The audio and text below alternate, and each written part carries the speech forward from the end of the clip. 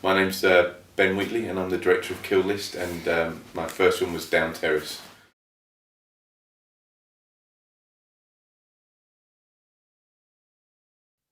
One, two, three. Abracadabra.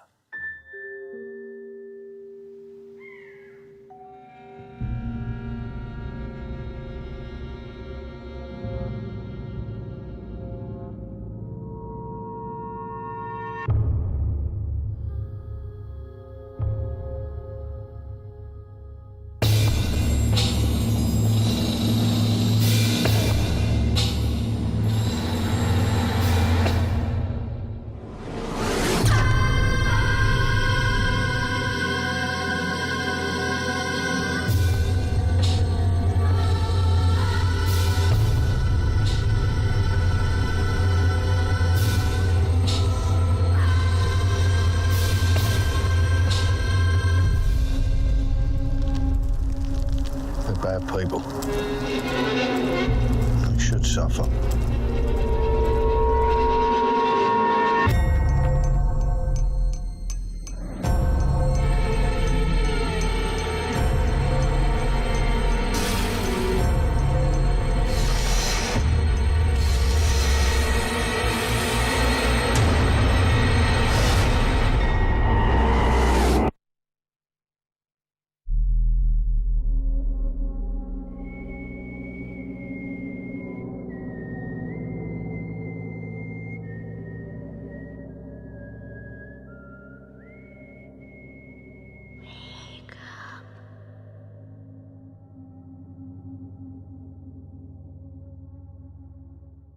We'll start with let's say, the genesis of Kill List. Where the idea came from, and how did you get to this? Kill List came from basically after making Down Terrace. Down Terrace was like a crime film, but done through a kind of socio-realist filter. So, and I wanted to make another genre film. I didn't want to make another crime film. I wanted, there's a whole world of cinema out there. So, and I'm a big fan of horror. So, the basic start of it was going, right, we're going to write a horror film, and how do we go about doing that? And it kind of came out of like thinking about anxieties and worries that I had, and also about nightmares I'd had as a kid, recurring nightmares, and kind of writing those down and going, all right, if that scared me when I was little, it'll probably scare people generally, because I think this is something about nightmares which are kind of shared experience often, So I kind of gathered that together, and then there was a kind of thinking about casting as well. So there's a lot of people I wanted to work with, Neil Maskell and Michael Smiley, particularly Mianna Björing. So and my co-writer Amy Jump, we kind of sat down and we thought about those characters and those actors and how they would fit together and what kind of performances they could give, and then we kind of honed the script around that idea of putting them together and seeing how they would bounce off against each other. And then the other thing that was kicking around was this bigger idea, which was like a script that we'd started writing for Neil Maskell as a Neil Maskell vehicle, which was called Get Your Carter, which was kind of like Get Carter meets H.P. Lovecraft, and which was the idea of this guy who has to go, who's a British crime character who then has to go to the Philippines to deal with a cult that were making this monster out of children. So we didn't get anywhere with that, but the idea of mixing and banging those two genres together and finding people from, someone like Neil Maskell, who's been in loads of British crime films, and then taking them into a world of a really scary world, seemed like something that would work well. Then we casting Mianna Björing as well. She's in The Descent and in Doomsday and Lesbian Vampire Killers. So looking at it in a broad sense, you're going to go, Maskell's like British crime, Mianna Björing's like horror, and then putting them together in the same movie seemed to dovetail those two types of film together. Yeah, so mixing two genres, I would say maybe three, because that is something, I don't know, maybe I'm wrong, but the beginning of the film, the first, I think there are 3 parts. Yeah, The yeah. first one is clearly like a Ken Loach movie. Yeah, yeah. Well, that's more. It's like Loach, but it's like that's the socio-realist stuff coming back in, which is, you know, there's a tradition of in the UK, but it's that whole, you know, it's Alan Clark as well, more for me. But it, you know, it's realistic performances of real people in real environments, you know, and that was a very conscious decision, so that we would had you know, we thought that maybe the horror and fear would be much easier to elicit from the audience if they knew the characters and they felt that they were in a realistic environment. Whereas I think sometimes that horror can become a bit tropey, and you kind of go, well, I know where I am, I know what's going to happen, I know, you know, the ins and outs of these things. So, and I've seen loads of horror films, and it's like that other horror film, so I know what will happen in the end. And I think that you've got to take all that away from the audience, so that they just don't know what's going to happen, and that just makes the horror work. You know, you don't have to work as hard, basically. I think it's a big risk, especially for the last act of the movie, which is crazy. Yeah. We can't see this coming. Yeah. So were you aware of that risk? I mean, absolutely, yeah. I mean, it was, you know, at script stage, everyone's saying, "Are you going to be able to pull this off? Is this going to work?" And I was like, "Yeah, I think so." You know, the film itself is, you don't see it coming when you're watching it, but the film, it's in the film. It's structured within the film. Yes. It's not like it just comes out of nowhere. So, I think that I think that when you reflect back on the movie, I think an immediate knee-jerk reaction to it after the film might be like, I don't know, I didn't see what's happening. But I think we've seen this on Twitter, and people kind of go, oh God, that was mad, and then then the next day they go, yeah, now I've thought about it, now I understand, you know. And I think, you know, that's what cinema's meant to be all about. It's like, it takes you on a ride and it pulls you through, and you're dealing with it in the moment in the same way that the characters are. And I think that's a good thing. And personally, I like that kind of cinema. But, you know, there's plenty of people who don't. And I see the Twitter and people go, oh, it's ridiculous. But, you know, you went to see a film called Kill This, what do you want, you know? Yeah. No, that's good. That's very interesting, because in the festival here, I don't know how things happened in the UK, that the film now is in cinemas, but everybody was really lost. Yeah. That's completely. And you're right.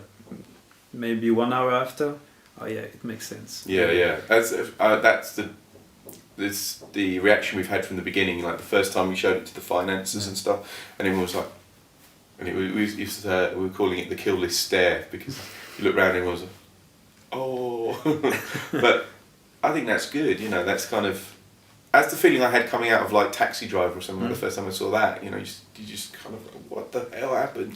You know, it was just a nice tale of a taxi driver, and he just murdered a load of people, and he's got away with it. And then that weird bit when he looks in the wing mirror at the end, and it has that backwards symbol thing, and what was that? You know, I think, yeah, you've got to be trying to push those buttons and find those reactions in people. Otherwise, it just washes over them. And you know, this kind of desperate quest for understanding of stuff is, you know, that's weird, I find.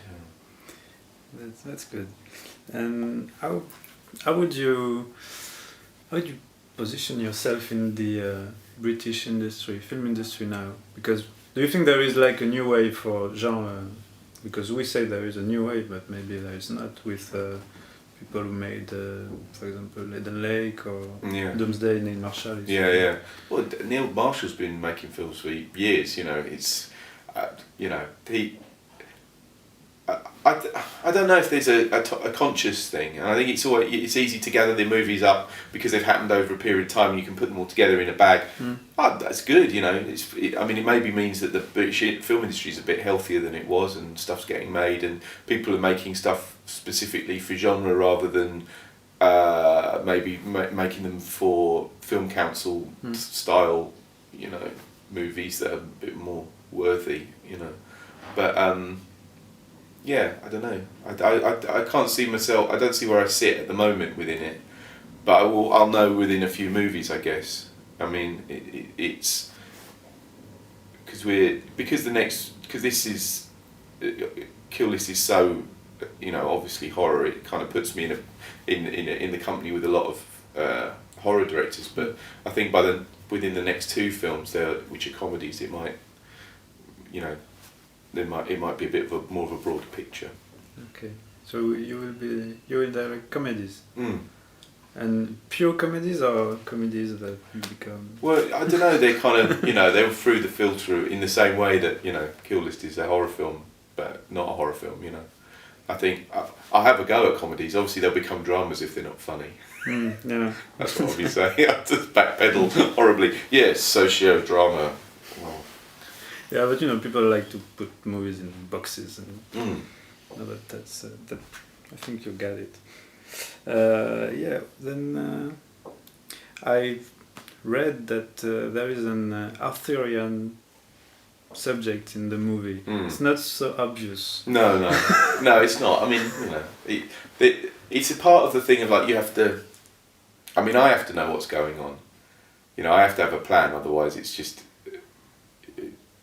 You know, if there's no underlying structures of what this all means, then it is nonsense.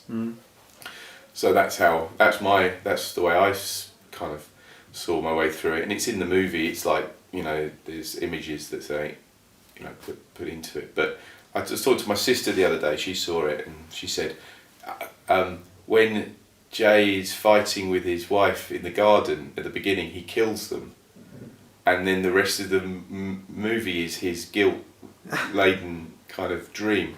I was like, that's good. I quite like that. That's as a interesting. reading. Yeah, that's quite a good reading. I was like, wow. And then I started seeing things on Twitter saying, oh, it's just a rip-off of Jacob's Ladder.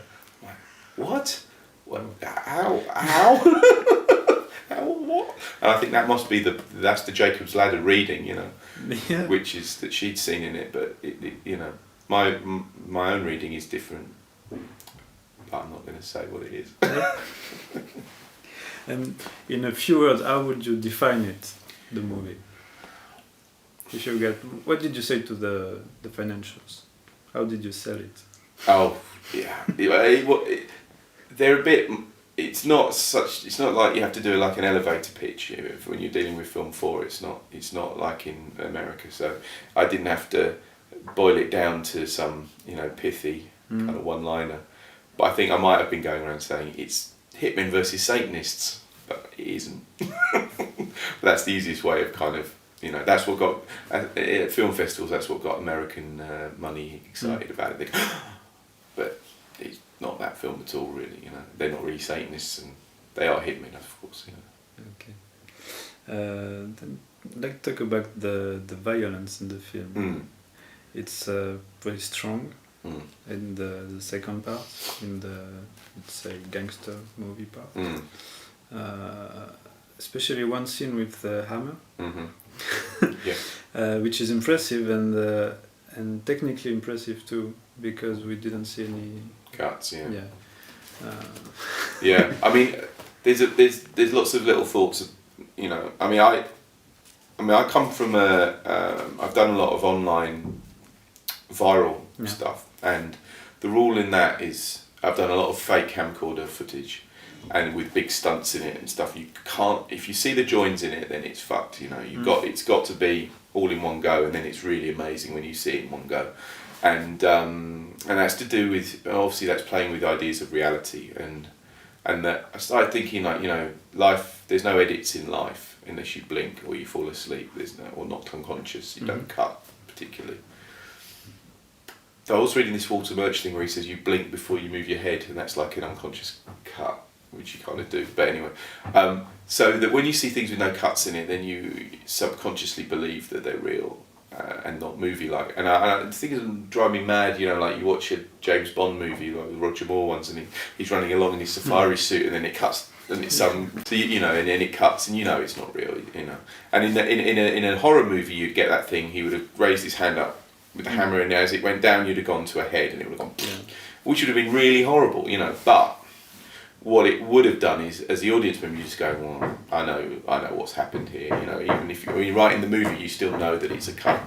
So, you know, didn't want to give the audience anywhere to hide with that, you know. And I wanted to show it and just go, look, this is what it is. This is what these guys do. And Yeah, so there was a couple of ideas. One of them was that that hitmen are like folk heroes in cinema. You know, they've become rehabilitated somehow in the same way that like vampires and zombies are. You know, they seem to be our friends now as opposed to people that you should hate. You know, and like this Pulp Fiction has done this, I think, as much as anything.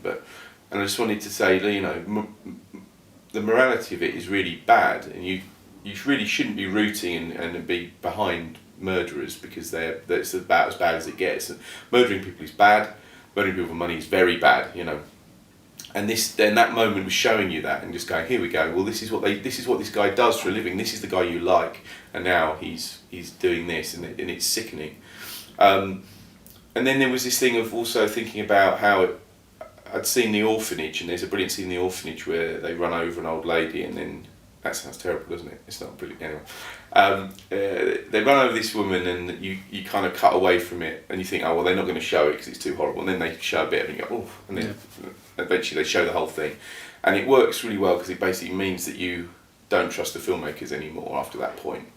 And I wanted a moment in that, draw a line in the sand in the movie in Kill This and go, from now on this could happen again at any minute, or this scene could go on for 20 minutes because it could do, you know, we could take him into tiny pieces, and you know, you just don't know what's going to happen after that, and it just makes every other scene, it gives it a gravitas and weight, fear across it, which you just wouldn't have if you didn't have that moment in the middle. So that's what it was, and you know, I just think it's irresponsible not to show violence properly. And there's another thought as well, is like, you know, it just slightly changes language, is why it's so effective, because it kind of goes from being in a movie is with cuts, and you've got the torture stuff before, which starts off with, you kind of go, oh, they're not going to show any of this torture because it's keep cutting to black and you don't see any of it. And then you see the hand thing, which is a more when he breaks the fingers, is more traditional kind of torture porn style stuff, which you would see in a Hostel or something, which is like a bit of a rubbery old thing. But then it skips into something more like you'd see on YouTube, where you'd see like an execution footage thing, and that's what makes people really upset, and that's where most people walk out. You know, I mean, I still see, because it's on general release in the UK at the moment, and it's like Twitter all the time, people going, oh, 8 people walked out, 9 people walked out. But I think it's because they just don't know they just think that might be it for the rest of the movie. It might be just those two guys just smashing this guy up in the kitchen. Yeah, the scene is pretty sick. Yeah. yeah. And it works because of I think the filmmaking, of course, and the actor. How did you choose him? The guy who gets killed, or Neil Maskell? No, the main guy. Well, Neil, I'd worked with him on my background's comedy sketch shows as well, so I mean I've done a lot of comedy stuff. And I did a show called Wrong Door, which most of the people in the cast were in it, except for Emma Fryer and Ben Crompton, who were in Ideal, which was a show I did afterwards. But I'd worked with Neil a couple of times, and he's just really incredibly committed and